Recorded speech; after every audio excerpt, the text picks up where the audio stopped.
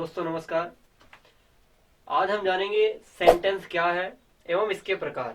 चलिए देखते हैं सेंटेंस क्या है। What is sentence. जैसे कि आप जानते हैं सेंटेंस को हिंदी में हम वाक्य कहते हैं। कोई आपसे पूछता है वाक्य क्या है तो आप कहते हैं कि जैसे कि आपको पता है कि सेंटेंस क्या है, शब्दों के मेल से जो नया शब्द उत्पन्न होता है उसे हम क्या कहते हैं, वाक्य। तो आप लिख सकते हैं शब्दों के मेल से नया शब्द क्या कहलाता है, वाक्य कहलाता है। वाक्य कहलाता है। अब आप इसको कह सकते हैं दूसरी परिभाषा में कि दो या दो से अधिक शब्दों का मेल जो नए शब्द को उत्पन्न करता है उसे हम वाक्य कहते हैं। जैसे देख लेते हैं एग्जाम्पल पे,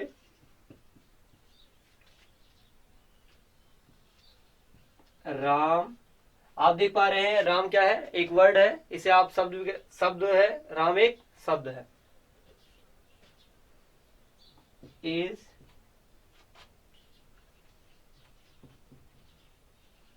गोइंग टू लखनऊ।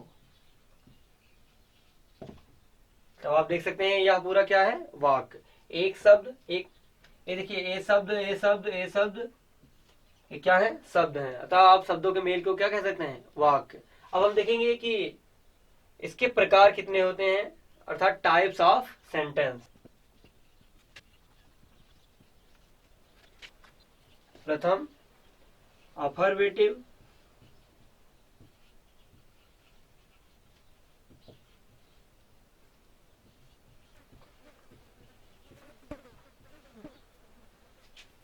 इसकी हिंदी होती है स्वीकारात्मक वाक्य।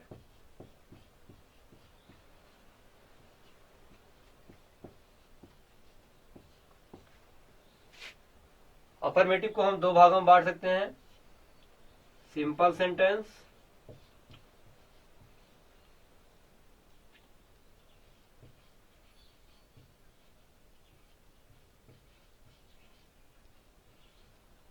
तथा निगेटिव सेंटेंस।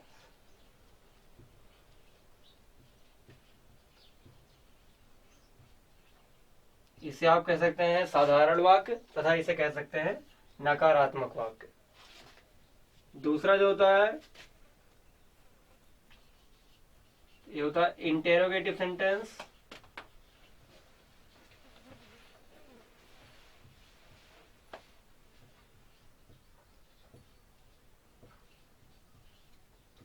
जिसे हम प्रश्नवाचक वाक्य कहते हैं।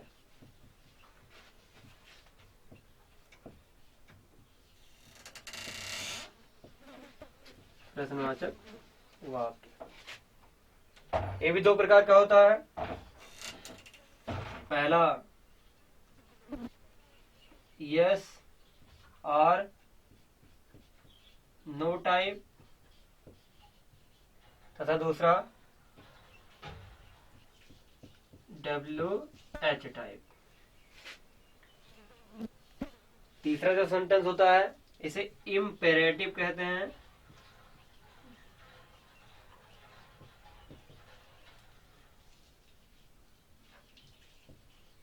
इम्पेरेटिव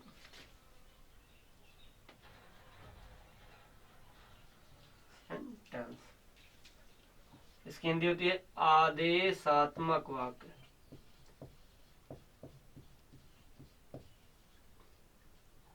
आदेशात्मक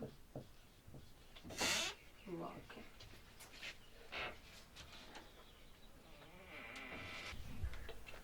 देखिए ऑब्जेक्टिव सेंटेंस इसको बोलते हैं इच्छा सूचक या इच्छावाचक वाक्य। और पांचवा नंबर इसको बोलते हैं एक्सक्लामेटरी सेंटेंस। एक्सक्लामेटरी सेंटेंस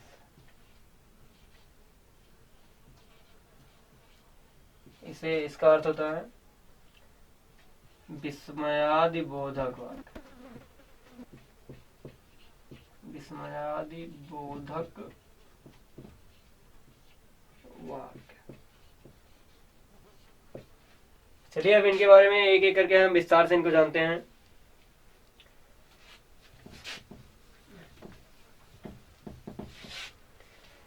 जैसे कि पहले आप पढ़े थे,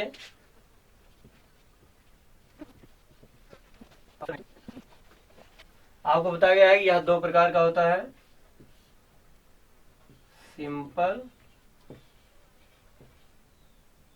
सेंटेंस, दूसरा नेगेटिव सेंटेंस।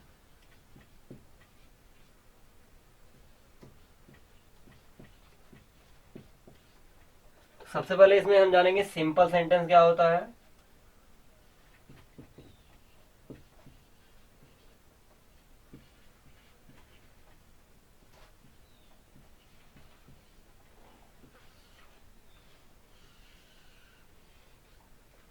हम जानेंगे सिंपल सेंटेंस क्या होता है, जिसमें ना तो नहीं, ना तो किसी प्रश्नवाचक वाक्य या प्रश्नवाचक शब्द आया रहता है, उसे हम क्या बोलते हैं, सिंपल सेंटेंस या साधारण वाक्य। इसका एग्जांपल देख लेते हैं। जैसे राम दिल्ली जाता है, राम दिल्ली जाता। तो इसमें आप देख पा रहे हैं कहीं पे नहीं शब्द नहीं आया है और कोई भी प्रश्नवाचक शब्द भी नहीं आया है। तो इसको हम लिख सकते हैं, Ram goes to Delhi, full stop. अब इनमें सिंपल सेंटेंस में हमें मुख्य बातों को ध्यान रखना होगा। सबसे पहले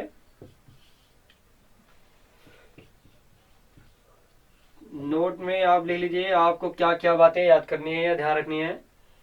किसी भी साधारण वाक्य में सबसे अंत में प्रश्न, जहां पे वाक्य खत्म होता है, यहाँ पे आपको फुल स्टॉप इंग्लिश में तथा हिंदी में पूर्ण विराम का प्रयोग करना होता है। सबसे पहले क्या, पूर्ण विराम का प्रयोग वाक्य के अंत, वाक्य के अंत।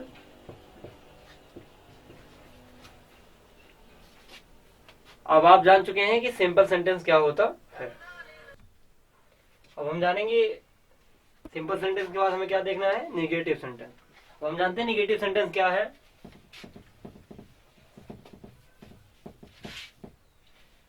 सबसे पहले कोई आपसे पूछता है निगेटिव सेंटेंस क्या है, तो आप कह सकते हैं जिस भी वाक्य में नहीं शब्द का प्रयोग किया जाता है वह नकारात्मक या निगेटिव सेंटेंस कहलाता है।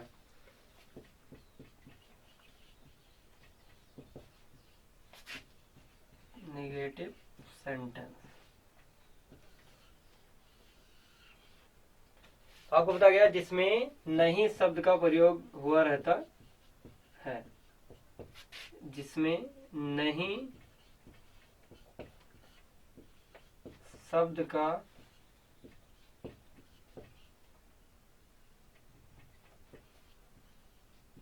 प्रयोग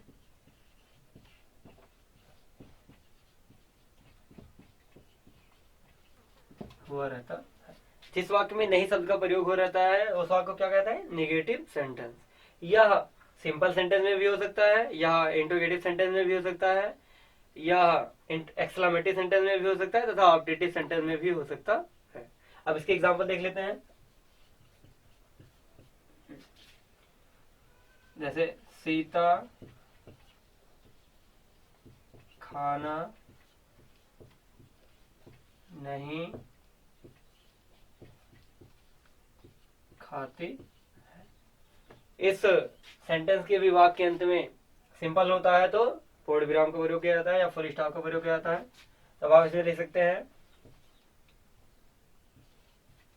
सीता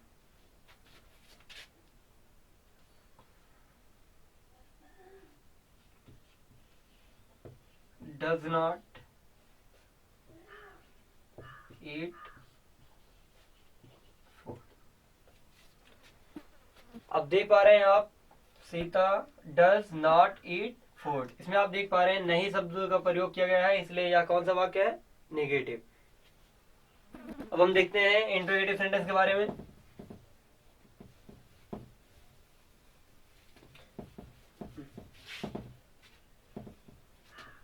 जैसे कि आपको बताया गया है,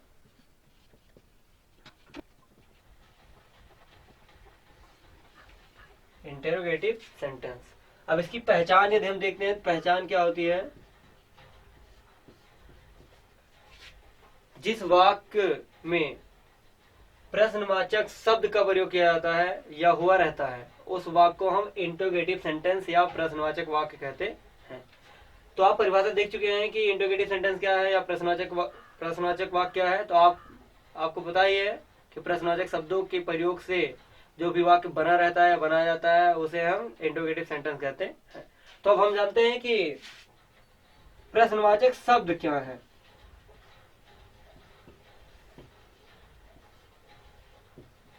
प्रश्नवाचक शब्द जैसे कब, क्यों, कहाँ, कैसे, कौन, क्या, कितना,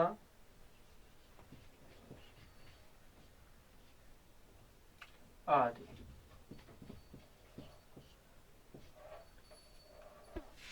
जैसे आप जानते हैं व्हेन माने कब, why, where, how, who, what, how many, etc। अब आपको बताया गया है कि सेंटेंस, इंटरोगेटिव सेंटेंस दो प्रकार का होता है। पहला आपको बताया गया यस और नो टाइप, दूसरा आपको बताया गया डब्ल्यू यस टाइप। तो हम देखते हैं इनमें इनकी मुख्य पहचान, इनके वाक्य के अंत में इंटरोगेटिव मार्क।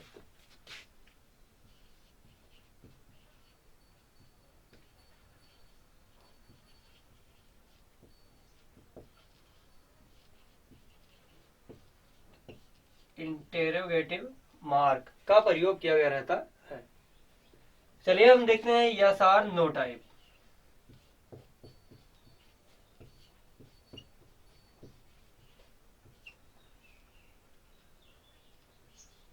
जैसे कि आपको नाम से ही लग रहा है यस और नो टाइप, हाँ अथवा ना की तरह। अब चलिए इसमें देखते हैं, इसे यस और नो टाइप को इंट्रोगेटिव फर्स्ट टाइप भी कहते हैं। इंट्रोगेटिव फर्स्ट टाइप, या आप इसे लिखते हैं फर्स्ट टाइप। इसकी पहचान होती है जब किसी भी वाक्य के प्रारंभ में एक प्रश्नवाचक शब्द, जब किसी भी वाक्य के प्रारंभ में ये प्रश्नवाचक शब्द अर्थात कब, क्यों, कहाँ, कैसे, कौन, क्या, कितना, कितनी, किसका, किसकी आदि आ जाते हैं, तो उस सेंटेंस को हम यस और नो टाइप्स या फर्स्ट इंट्रोगेटिव टाइप कहते हैं। इसका एग्जांपल देख लेते हैं हम। क्या राम घर जाता है। अभी आपको बताया गया कि इसके अंत में किस अर्थात इंट्रोगेटिव मार्क का प्रयोग किया गया रहता है, तब हम इसके अंत में इंट्रोगेटिव मार्क का प्रयोग कर देते। तो देखिए आपको बताया गया यस और नो टाइप में किसी भी वाक्य में जब प्रश्नवाचक शब्द वाक्य पहले आ जाते हैं तो इसे ही हम क्या कहते हैं, यस और नो टाइप। और इसमें आप देख पा रहे हैं तो इसके स्थान पे अगर ए टेंस में बना रहता है तो इसकी सहायक क्रिया का प्रयोग किया जाता है। तो इसे हम लिख सकते हैं does Ram go to home. Last में क्या, इंटरोगेटिव। अब आप देख पा रहे हैं does Ram go to home, अर्थात आपको बताया गया कि यस और नो टाइप। कोई पूछता है आपसे फर्स्ट टाइप क्या है इंटरोगेटिव का, तो आप बता सकते हैं जिस भी वाक्य में यदि प्रश्नवाचक शब्द पहले आया रहता है उसे हम W yes or no type कहते हैं। अब देखते हैं हम डब्ल्यू एस टाइप।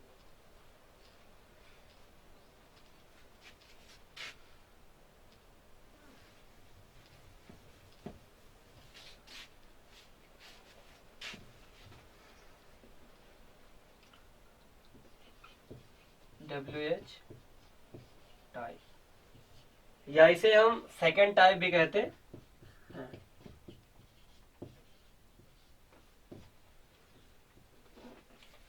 इसकी अगर पहचान देखते हैं हम,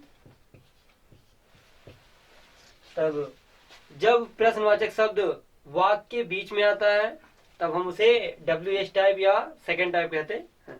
अब आप देखते हैं, जैसे इसकी एग्जांपल में देखते हैं हम, राम घर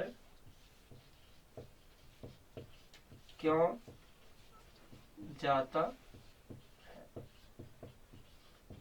आपको बताया गया है कि किसी भी इंटरोगेटिव वाक्य में सबसे अंत में प्रश्नवाचक चिन्ह का या इंटरोगेटिव मार्क का प्रयोग किया जाता है। और इसमें देखते हैं हम क्यों। आप देख पा रहे हैं क्यों जो है, आप देख पा रहे हैं प्रश्नवाचक शब्द क्यों बीच में आया है वाक्य में, इसलिए क्या है डब्ल्यू एच टाइप। अब इसमें इसकी अंग्रेजी सबसे पहले लिखा जाता है, तो आप जानते हैं क्यों किसके, वाई मतलब क्यों। अब सारा क्रिया लिखेंगे, why does Ram go to home.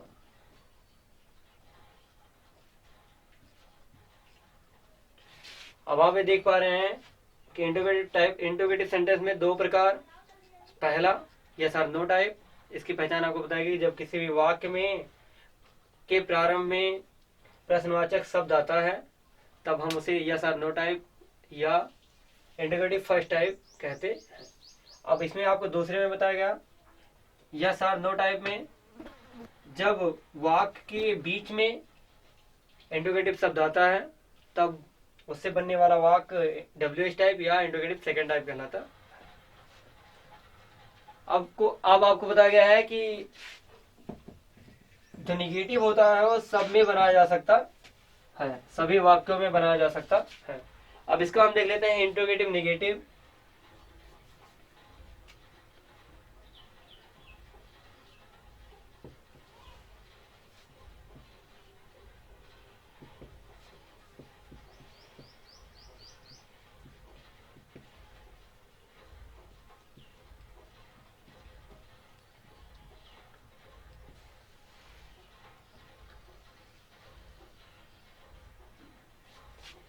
इसकी पहचान, यदि किसी भी इंटरोगेटिव में नहीं शब्द का, यदि किसी भी प्रश्नवाचक वाक्य में नहीं शब्द का प्रयोग किया जाता है तो वह इंटरोगेटिव नेगेटिव सेंटेंस कहलाता है। इसका एग्जांपल देख लेते हैं, राम घर क्यों नहीं जाता।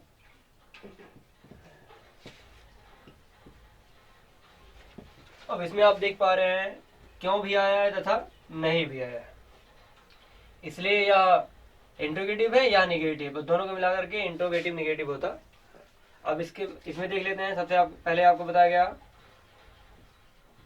Y does Ram not go to home.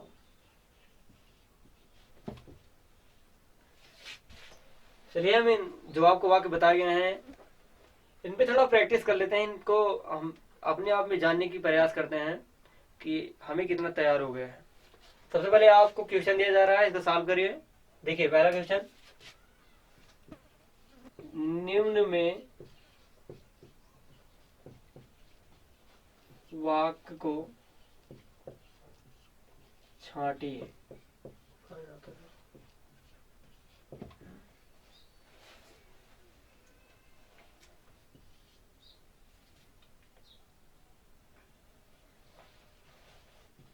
Ram was going to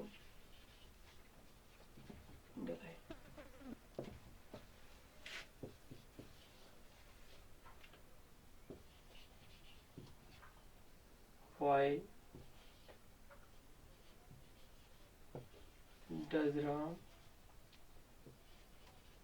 eat food?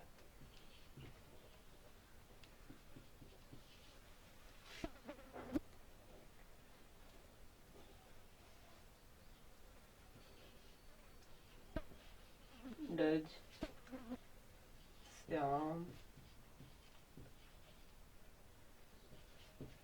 sing a song?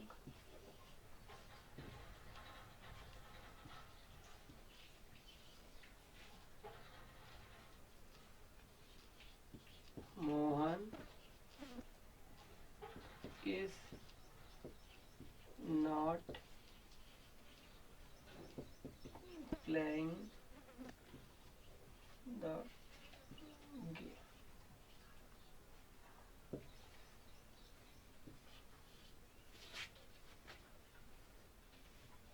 Mohan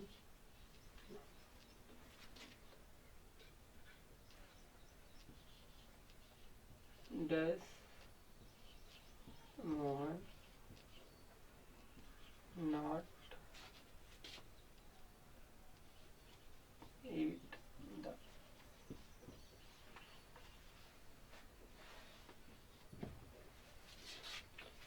चलिए अब इसमें क्वेश्चन नंबर 2 देखते हैं।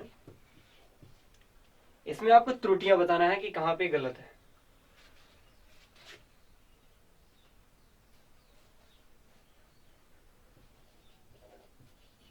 Ram was going to Lucknow.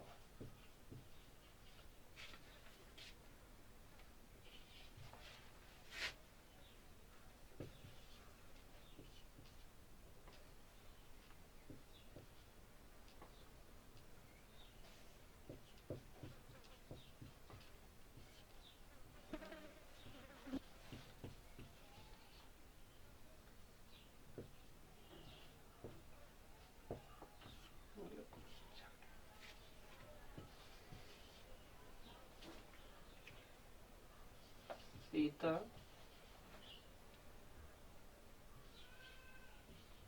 was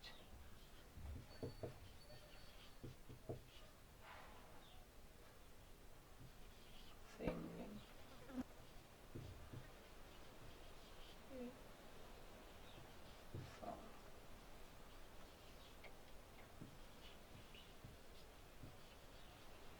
Why Ram beat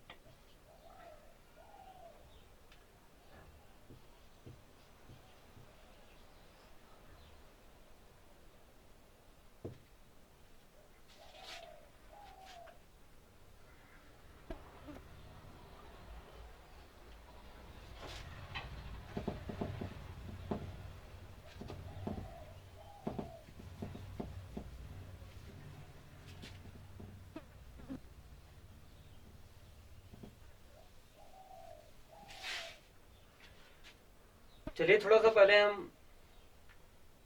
part of sentence देख लेते हैं। पार्ट्स ऑफ सेंटेंस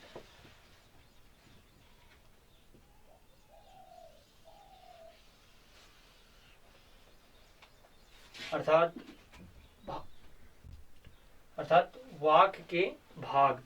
अब इसमें देखते हैं कि पार्ट ऑफ सेंटेंस यह मुख्यतः दो प्रकार का होता है। पहला सब्जेक्ट, दूसरा प्रेडिकेट। Subject, predicate. अब इसमें देखते हैं सब्जेक्ट क्या है। सब्जेक्ट इसकी हिंदी होती है कर्ता। हाँ चलिए अब देखते हैं सब्जेक्ट कर्ता। प्रेडिकेट मतलब विधेय।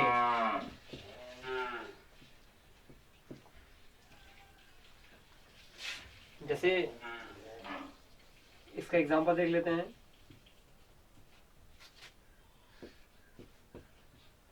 राम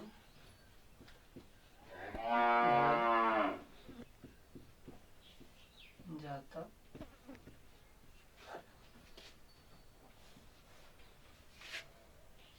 अब देखिए आपको बताया गया कि वाक्य में मुख्यतः दो भाग होते हैं। पहला कर्ता, दूसरा विधेय। राम क्या है? कर्ता। और जो कर्ता को छोड़कर बाकी वाक्य में जो भी बचता है उसे हम विधेय कहते हैं। तो सबसे पहले हम देख लेते हैं कर्ता किसे कहते हैं। इसे हम लिख सकते हैं राम गोज टू होम। क्या बताइए आपको? कर्ता के बारे में देखते हैं, कर्ता किससे कहते हैं। तो कर्ता की परिभाषा में अगर हम जानते हैं कर्ता क्या है, तो हम कह सकते हैं कि जिसके द्वारा कार्य किया जाता है उसे क्या कहते हैं? कर्ता। आपको पता गया, जिसके द्वारा कार्य किया जाता है, जिसके द्वारा कार्य किया जाता है। अब आप देख पा रहे हैं घर जाने का कार्य किसके द्वारा किया जा रहा है? राम के। अतः राम क्या हो गया? कर्ता। और इसकी दूसरी पहचान भी लिख सकते हैं, किसी भी वाक्य में कर्ता को जानने के लिए यदि हम वाक्य प्रारंभ में क्या कौन शब्द का प्रयोग करते हैं, तब उसका उत्तर जो आता है वो क्या कहलाता है? कर्ता। पहचान में कौन शब्द का वाक्य प्रारंभ में प्रयोग कर देने से उसका उत्तर जो आता है वही कर्ता कहलाता है। अब हम इसका एग्जांपल देख लेते हैं। जैसे आप देख पा रहे हैं राम घर जाता है। आपको बताया गया कि सबसे पहले कौन जो वाक्य में प्रारंभ होता है उसमें हम कौन का प्रयोग कर देते हैं।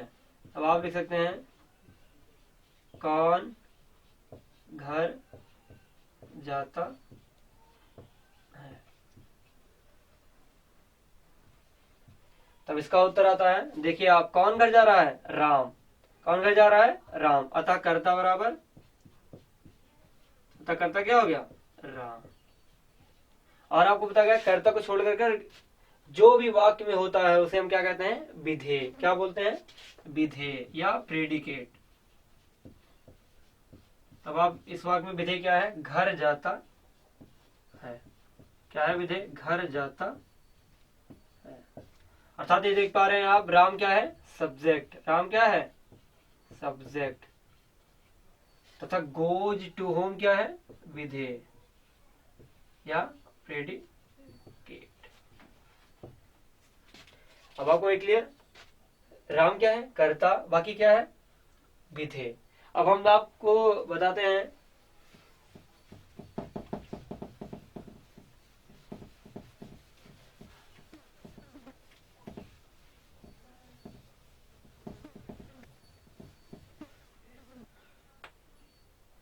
अब इसमें हम देखते हैं सब्जेक्ट।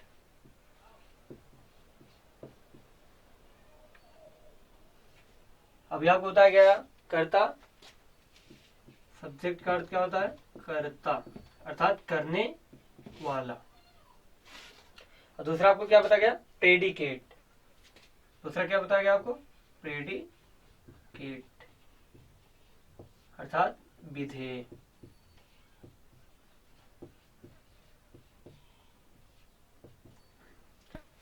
अब पार्ट ऑफ कर्ता के हम भाग देख लेते हैं। जैसे लिखा है, एक छोटी लड़की घर जाती है।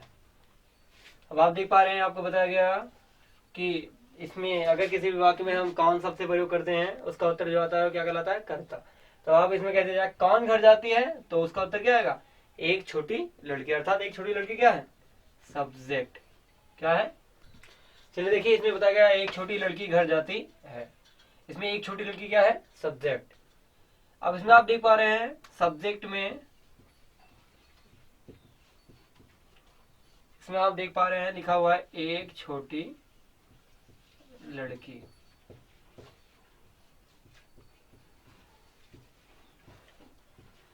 अब हम जानते हैं, इसमें देख पा रहे हैं आप कि पूरा एक छोटी लड़की क्या है? सब्जेक्ट।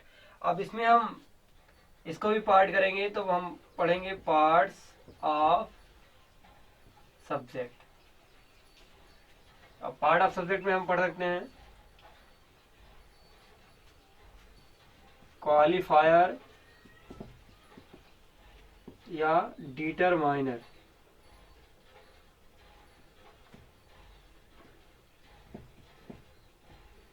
क्वालिफायर या डिटरमाइनर, एक जो है एक qualifier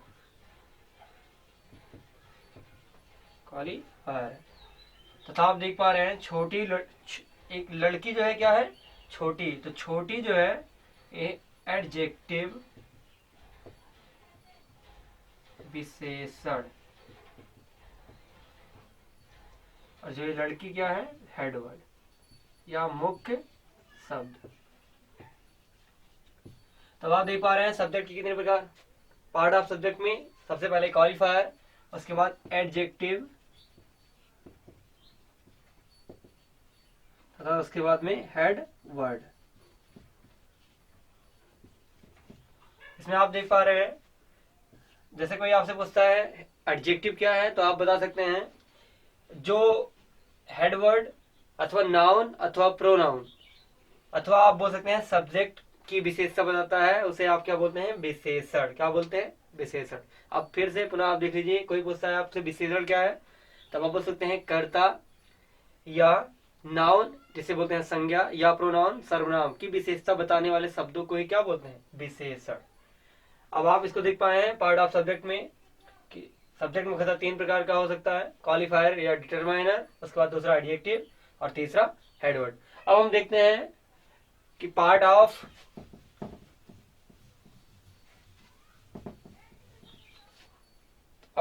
part of predicate. Parts of predicate,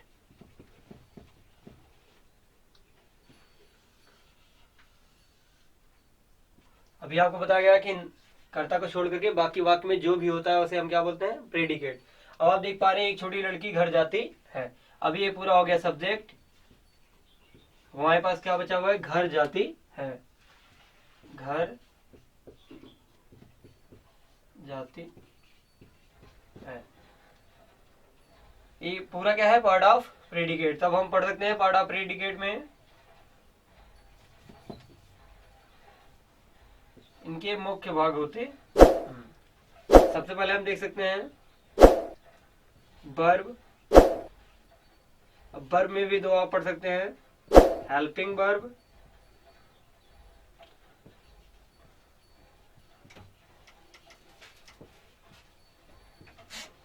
तथा मेन वर्ब।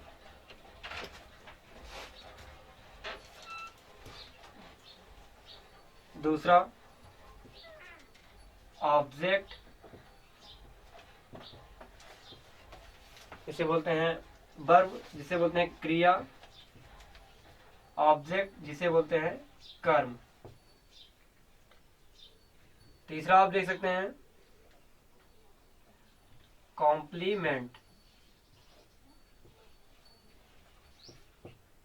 जो वाक्य को पूरा करता है, तथा चौथा जो बचता है उसे आदर की संज्ञा देते हैं।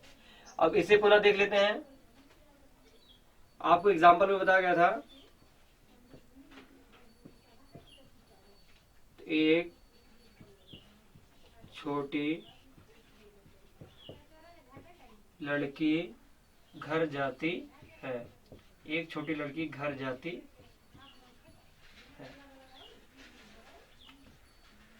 अब आप देखिए एक छोटी लड़की, सबसे पहले आपको बताया गया कर्ता लिखने के लिए, तब आप देख सकते हैं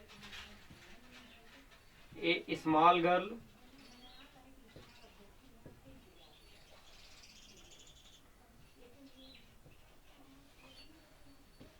गोज टू होम।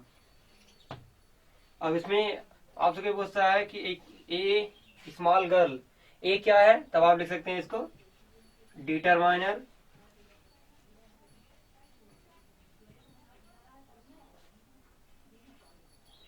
स्मॉल क्या है, एडजेक्टिव, गर्ल क्या है, हेड वर्ड या मुख्य शब्द। गोज, गोज क्या है, वर्ब, होम क्या है, ऑब्जेक्ट।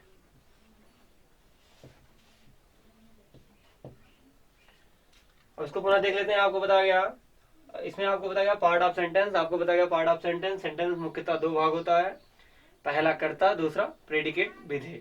इसमें आपको बताया गया कि पार्ट ऑफ सब्जेक्ट क्या होता है, अर्थात कर्ता कितने भाग होते हैं। आपको बताया गया कर्ता के मुख्यतः 3 भाग होते हैं। इसमें पहला आपको बताया गया डिटरमाइनर, दूसरा आपको बताया गया एडजेक्टिव, तीसरा आपको बताया गया हेडवर्ड। उसके बाद आपको बताया गया part of predicate. Part of predicate में आपको बताया गया मुख्यतः इसके जो भाग हैं वर्ब, ऑब्जेक्ट, कॉम्प्लीमेंट तथा अदर।